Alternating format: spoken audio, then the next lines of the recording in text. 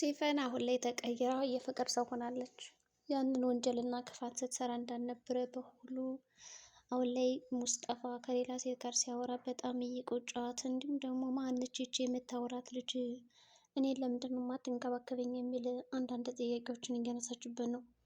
በእርግጥም ሙስጠፋ የሚወዳት አይመስልም። ከሲፈን ጋር ለስራ ብቻ ያላቸውና ቀረቤታቸውም እንደዛ ሆኖ እንዲቀጥል የሚፈልግም ይመስላል።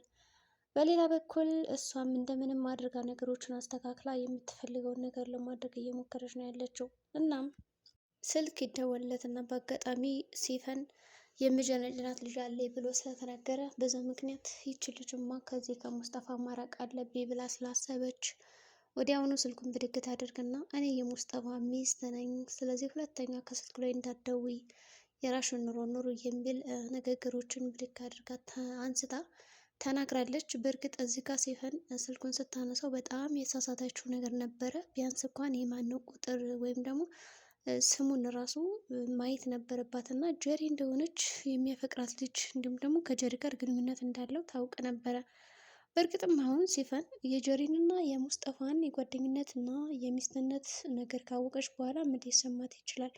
ሁለቶችም አሁን ጓደኛ ናቸው ብላ ነው የምታስበው።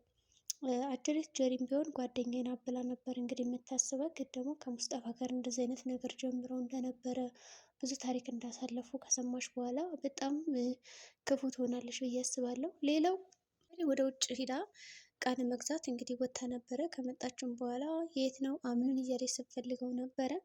አምናን እና ቤሊን ጥሩ ጊዜ እያሳለፉ በነበረበት አጋጣሚ ዛራ ይህንን ነገር ስለምታውቅ እኔ አላውቅም በማለት ነው እንግዲህ የመለሰችላት። ከዛም እሺ በቃ ችግር የለውም እኔ በማጣራው መንገድ አጣራለሁ የሚል ሀሳብ ስላላት ወዲያውኑ ምንድን ነው ያደረገችው? ሂዳ ከአምነን ጋር መፈለግ ነው የጀመረች። ክላስ ስትሄድ የለም። ያሁኑ እየተፈለፈች በነበረበት ሰዓት ሁለቶቹ ተያይዘው ይመጣሉ። ታዲያ ጀሪ እዚህ ጋር ምንድን ነው ያደረገችው? አምነንን ከመናገር ይልቅ ቤሊንን መናገር ነው የቀልላት እና ቤሊን እኔና አንቺ መነጋገር አለብን ክፍላችን ውስጥ ና የትላትና ትጠራታለች።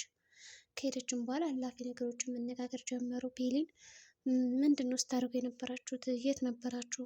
ለምን ነው አምነን ጋር የነበርሽው የሚል ጥያቄ ስጠይቃት አምነን ህፃን ልጅ አይደለም የሚያደርገውን ነገር ያውቃል በትክክል። ስለዚህ መጣብኝ እንጂ አልመጣሁበትም፣ ከክፍላችን ነበርን፣ ከኔ ክፍል ነበር፣ ጥሩ ጊዜ ያሳልፈናል የሚል ነገሮችን እየነገረች ነው የነበረ። በዚህም በጣም ተናዳ ጀሪ እንዴት እንደዛ ታደርጊያለሽ? እና ደግሞ ሁላችንም አንድ ላይ ነው የመጣ ነው፣ ስለዚህ መውጣት ካለብን ሁላችን እንወጣለን እንጂ ምንድን ነው ከኛ ቀድመሽ የመጣሽ አስመስልሽው ብላታለች ቤሊን። ዛሬ በጣም ንግግሯ ደስ ይል ነበር። የሚገርማቸው ነገር ለጀሪ ልክ ልኳን ስነግራት ነበረ። በእርግጥም አሁን አምነን አይወድሽም አንቺን፣ ስለዚህ ታይልኝ ብትላት ኖሮ ጥሩ ነበረ። ግን አልተናገረቻትም። ለእሱ አሰባለት። አምነንም ቢሆን አልፈልግሽም ብሎ ሊፈታት አልፈለገም። መረጣት በቃ አብሮ መሽለጥለጥ ጀመረ። እንደማይወዳት ተናግሮ በጊዜው ያሰናብታት እና ለቤሊን ጥሩ ቦታውን ብታገኝ አሪፍ ነበረ እና በዛ ምክንያት በጣም ይነጋገራሉ። ከዛ ህላፊ ነገሮች ሲነጋገሩ ቤሊን በቃ ጥላት ነው የወጣች፣ ንቃት ማለት ነው በንግግሯ። እንዴት ነው እኔ ጀሪን እያናገርኩሽ ጥለሽኝ የምትወጪው ማለት ትከታተላት እና ደረጃ ላይ እዛ ትገፈትራታለች። የሚገርማቸው ነገር ገፈተረቻት። በጣም እንግዲህ ደም በደም ነው የሆነችው። ቤሊን የምትተርፍ አይመስልም። በነገራችን ላይ በጣም ነው የተጎዳችው። በዛ ምክንያት ቀድሞ ሊደርስ የቻለ ሙስጠፋ ነው። ግን ሙስጠፋ እንዴት ደረሰ ቀድሞ? በዛ ላይ ይህ ጥያቄ ራሱ ይፈጥራል ማለት ነው። ሙስጠፋ እንዴት ነው ቀድሞ ሊመጣ የቻለው ከዛ ከወደቀችበት ከደረጃው ላይ? ስለዚህ ወዲያውኑ መጥቶ ጮኸ። ሰው ተጫጫው፣ ወደ ሆስፒታል ነው የወሰዷት። ሌላው ዛራ እና ጓደኛዋ በጣም እያለቀሱ ነበር እና ዛራ ሁልጊዜ ሲከፋት ለጓደኛዋ ደውላ እንድትመጣና እንድታዝናናት ትፈልጋለች። በዛ ምክንያት አጅሬ ጎሽምም ተከስቷል። ጎሽም እንዳጋጣሚ ወደ ዛራ ሲመጣ እሷን ያገኛታል ማለት ነው። ሶኒያን እንዴት ነው ሳታስታውቀኝ የመጣው? አዳዲስ ነገሮች እየተመለከትኩብህ ነው። እኔ እናንተ እንዴት ነው? በቃ ዛራን ከመቼ በፊት ነው እንደዚህ እኔ ሳልኖርና ሳትጠይቀኝ እንዲሁም ሳትነግረኝ የምትመጣው ትለዋለች። እሱም እንግዲህ እኔ አልጠላሽም፣ እኔን መብሳጭ ነገር ካላደረግሽ በማለት ነው የመለስላት። ብቻ ግን ሶኒያ ጠርጥራለች። ዛራን ይወዳታል እንዴ? ለዚህ ነው እንዴ የከፋው የራቀው ከኔ ጋር የሚል አንዳንድ ነገሮችን ተነስተውባታል። ለምንም ብሎ አሳምኗት ወደ ውስጥ ገብተዋል። ገቡም በኋላ ዛራም እያለቀሰች ነው ያለችው እና ሲፈን ደንግጣ ምንድነው ምናምን እያለች እየሮጠች መታለች። እዛ ሲፈን ግን እዛ ቤት ከገባች በኋላ በነገራችን ላይ ምንም ነገር እያደረገች አይደለም። ይሄ ነገር ጥሩ ነው። ሙስጠፋ አሁን የሚወዳት ወይም ደግሞ ሊወዳት የሚችለው በንጹህ ልቧ ሊሆን ይችላል እና ስህተት ነገሮችን ስትሰራ ተይ ማለት ቢኖርበት ጥሩ ነበር። አሁን ላይ ሙስጠፋን እየወደደች ስለመጣች እሱ የሚላትን ነገር ትሰማለች ብዬ አስባለሁ። ከዛም ጀሪን ታገኛታለች። ምን ሆነሽ ነው እዚህ ጋ የሆንሽው ምናምን ትላታለች። ጀሪ እኮ ራሱ እንደው ሴፈርን ገፍትራ በተጥላት ደስታዋ ነበር ያሳድር። ጀሪ እንደው ድሉን አላገኘችም እንጂ እንዴት ነው ሰዎች እየተጫጫፉ አንቺ አልሰማሁም ያልሽው? ቤዚ እንኳን ሆስፒታል ገባች ወድቃ ትላታለች። ምን አልሰማሁም ክፍሌ ነበርኩ ያረፍኩ ነው ያለችው። በእርግጥ ክፍሏ ሆነ እንግዲህ በጣም ሳለቅስ ደንግጣ ወይኔ ምን አይነት ክፉ ሰው ሆንኩ እያለች ስትርበተበት ነበረ። ግን አንዳችም ሰው አላስተዋለባትም። በእርግጥ ሙስጠፋ የሆነ ነገር አለ ብሏል። ሲፈንም እንደዛው ታጠራለች። ግን ደግሞ አንዳችም እውነታ እየወጣ አይደለም። ዋ ታዲያ አዲስ ነገር ነው የሚፈጠር። በቃ ይኸው ድራማ ግን እየወዘገቡ እና ያላችሁት ዋታፕን እንዴ!